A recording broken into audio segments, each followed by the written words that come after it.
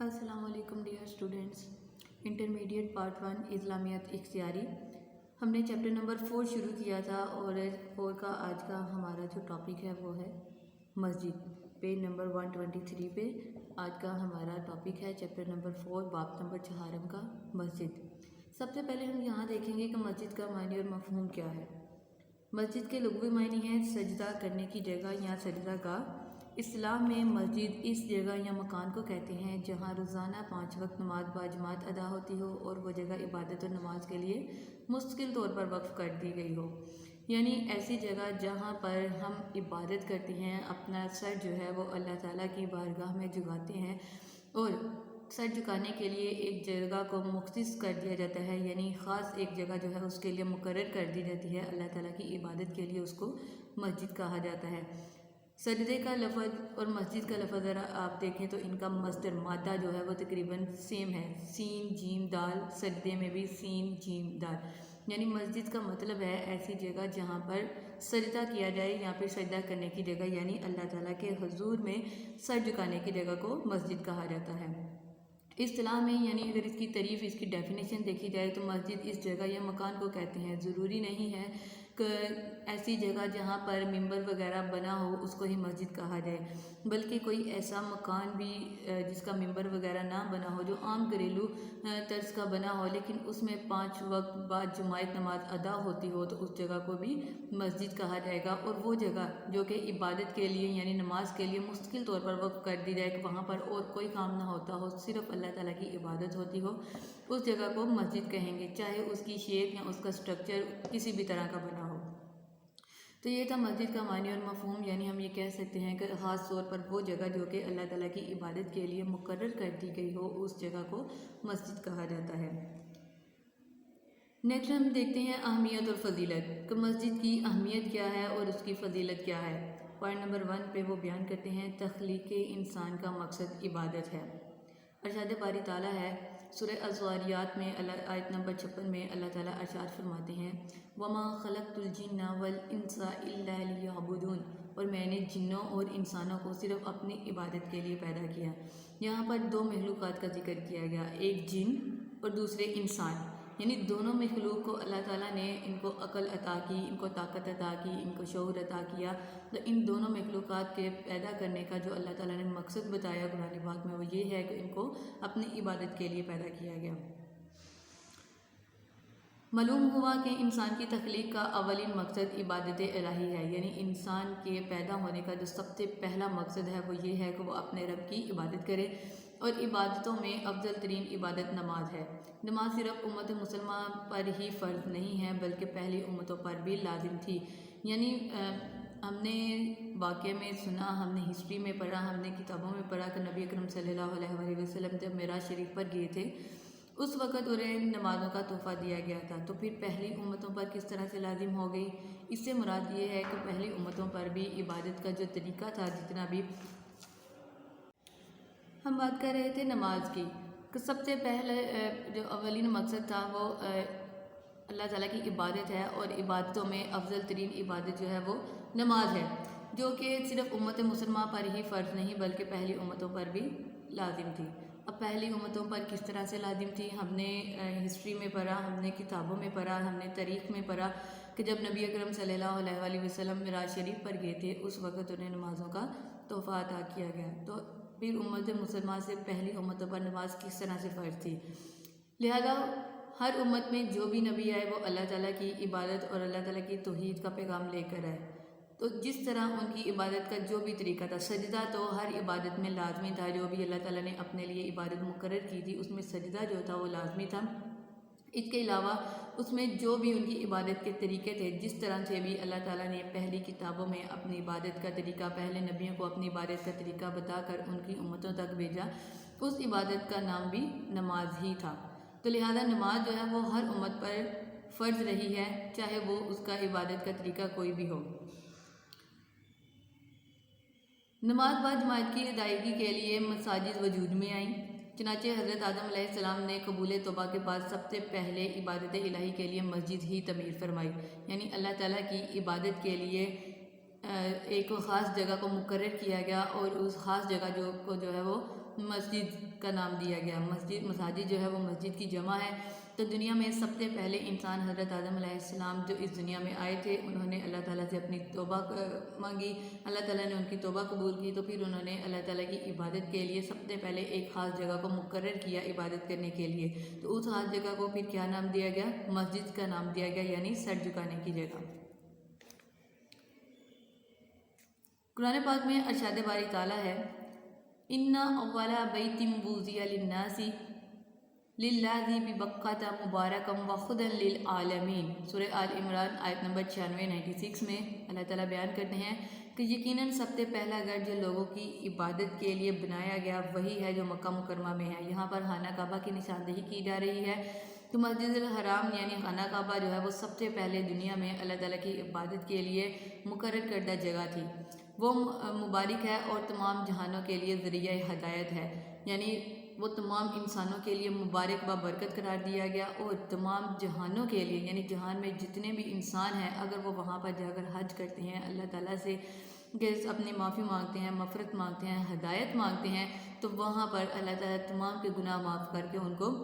بخش دیتا ہے اور ان کو ہدایت عطا کرتا ہے۔ تو اسی لیے سورہ آل عمران میں، قرآن پاک کی سورہ آل عمران میں آیت نمبر 96 میں اللہ تعالیٰ اسی بات کو بیان کرتے ہیں کہ دنیا میں سب سے پہلا جو گھر لوگوں کی عبادت کے لیے بنایا گیا تھا وہ خانہ کعبہ تھا، یعنی اللہ تعالیٰ کا گھر تھا جو کہ مکہ مکرمہ میں ہے۔ وہ تمام جہانوں کے لیے مبارک ہے اور تمام جہان کے لوگوں کے لیے ہدایت کا ذریعہ ہے۔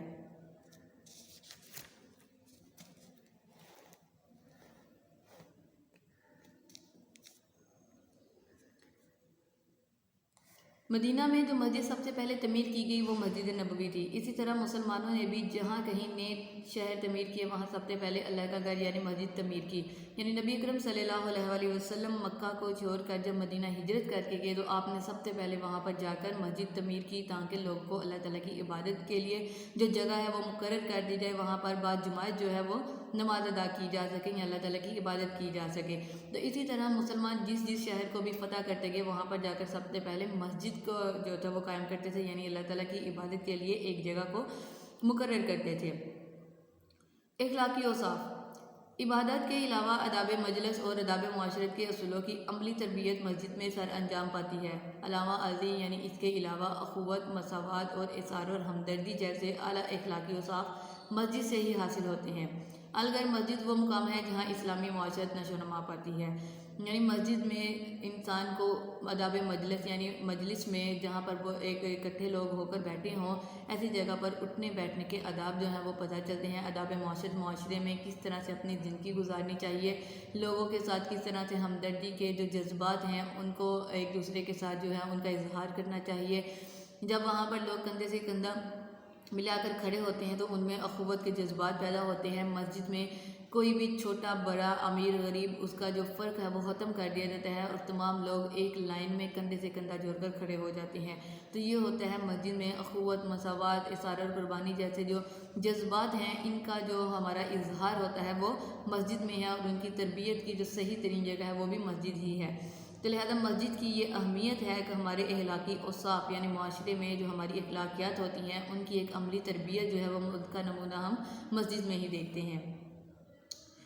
پوائنٹ نمبر 3 پہ وہ لکھتے ہیں مسجد شاعر اسلام میں سے ہے۔ شاعر کہتے ہیں نشانیاں، یعنی مسجد جو ہیں وہ اسلام کی نشانیوں میں سے ہے۔ شاعر اسلام سے مراد وہ امتیازی نشانات ہیں جن سے اسلام اور مسلمانوں کی پہچان ہوتی ہے، کیونکہ کسی اور مذہب میں چاہے وہ عیسائیت ہو، یہودیت ہو، ہندونزم ہو، بدھ مت ہو، کوئی بھی مذہب ہو، اس میں وہ عبادت کے لیے وہ مسجد کو استعمال نہیں کرتے۔ تو اس لیے مسجد جہاں بھی ہوگی وہ اس چیز کی نشاندہی کرے گی کہ یہ ریاست جو ہے یا ایریا جو ہے یہ مسلمانوں کا ہے اور یہ اسلام کی عبادت کے لیے مختص کردہ ایک جگہ ہے۔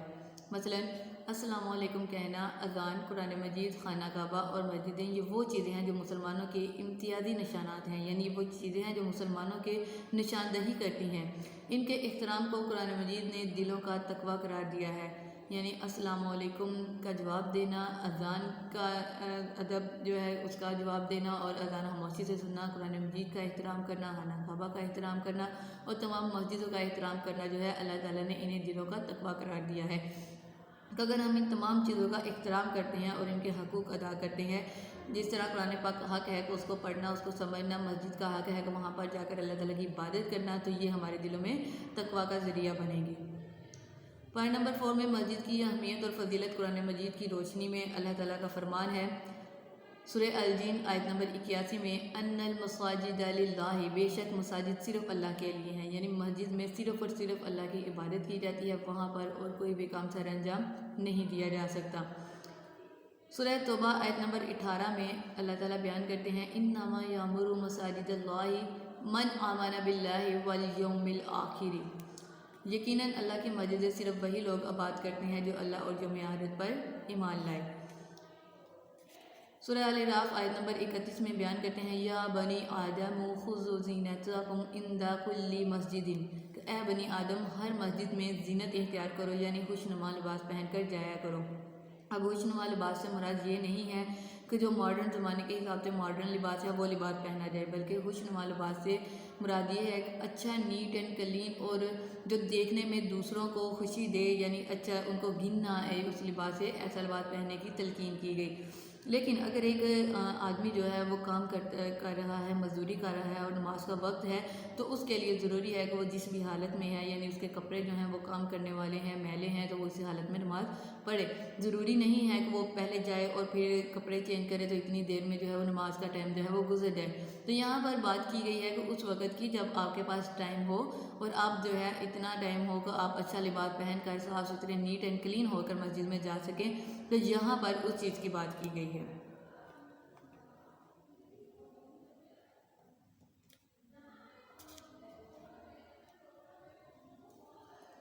پوائنٹ نمبر 5 پہ یہاں اوپر ہم نے مسجد کی اہمیت قرآن پاک کی روشنی میں، یعنی قرآن پاک میں مسجد کا کیا ادب و احترام ہے، کیا اس کے جانے کے آداب ہیں، وہ بیان کیے گئے۔ یہاں ہم حدیث شریف کی روشنی میں مسجد کی اہمیت اور فضیلت دیکھتے ہیں جو نبی کریم صلی اللہ علیہ وسلم نے فرمایا، حدیث نمبر 1 کہ جو شخص اللہ کے لیے گھر بنائے گا اللہ اس کے لیے جنت میں گھر بنا دے گا، یعنی جو شخص اس دنیا میں کوئی مسجد بنائے گا، اللہ کی عبادت کے لیے کسی جگہ کو مختص کر دے گا اور اسے مقرر کر دے گا اور لوگوں کے لیے وقف کر دے گا، تو اللہ تعالیٰ اس کے لیے بھی جنت میں گھر بنائیں گے۔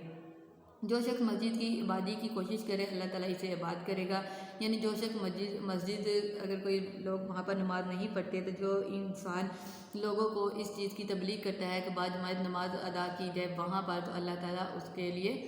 اللہ تعالیٰ اسے بھی عباد کرے گا، اس کی بھی زندگی کو بابرکت کرے گا۔ جس شخص کو مسجد سے محبت کرتے اور اس کی خدمت کرتے دیکھو تو اس کے مومن ہونے کی گواہی دو، یعنی جو شخص مسجد کا احترام کرتا ہو، اس سے محبت کرتا ہو، وہاں پر بندگانہ نماز ادا کرتا ہو اور اس مسجد کی خدمت بھی کرتا ہو، مالی طور پر جسمانی طور پر اس کی صفائی وغیرہ کرتا ہو، مسجد کا خیال رکھتا ہو،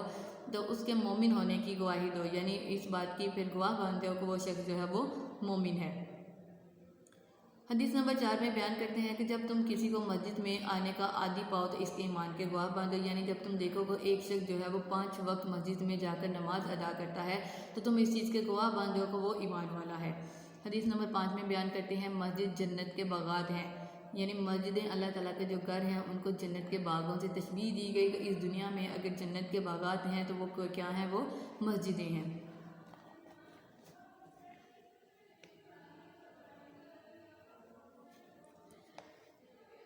حدیث نمبر 6 میں بیان کرتے ہیں کہ دنیا کے بدترین مقامات بازار ہیں اور بہترین جگہ مسجد ہیں۔ یہاں 2 چیزوں کا بیان کیا گیا کہ اگر برے ترین کوئی مقامات ہیں جن کو نبی اکرم صلی اللہ علیہ وسلم نے اور اللہ تعالیٰ نے ناپسند فرمایا ہے تو وہ بازار ہیں، اور دوسری جو اس کے برعکس بہترین جگہ ہیں جن کو اللہ تعالیٰ نے نبی اکرم صلی اللہ علیہ وسلم نے پسند فرمایا ہے وہ مسجدیں ہیں۔ تو یہ تھا ہمارا آج کا ٹاپک جس میں ہم نے مسجد کا معنی اور مفہوم اور مسجد کی اہمیت اور ضرورت جو ہے وہ ہم نے قرآن پاک کے مطابق اور احادیث کے مطابق پڑھی تھی۔ نیکسٹ ٹاپک ہمارا شروع ہوگا نیکسٹ ٹائم۔ ابھی کا یہ ٹاپک ختم ہوتا ہے۔ اللہ حافظ۔ ویڈیو پسند آئی تو لائک کریں، اپنی رائے کمنٹ کریں۔ ایسے ہی مزید ویڈیوز کے لیے ہمارا چینل سبسکرائب کریں اور بیل کا آئیکن دبائیں تاکہ آپ کو ہر ویڈیو کا نوٹیفیکیشن ملتا رہے۔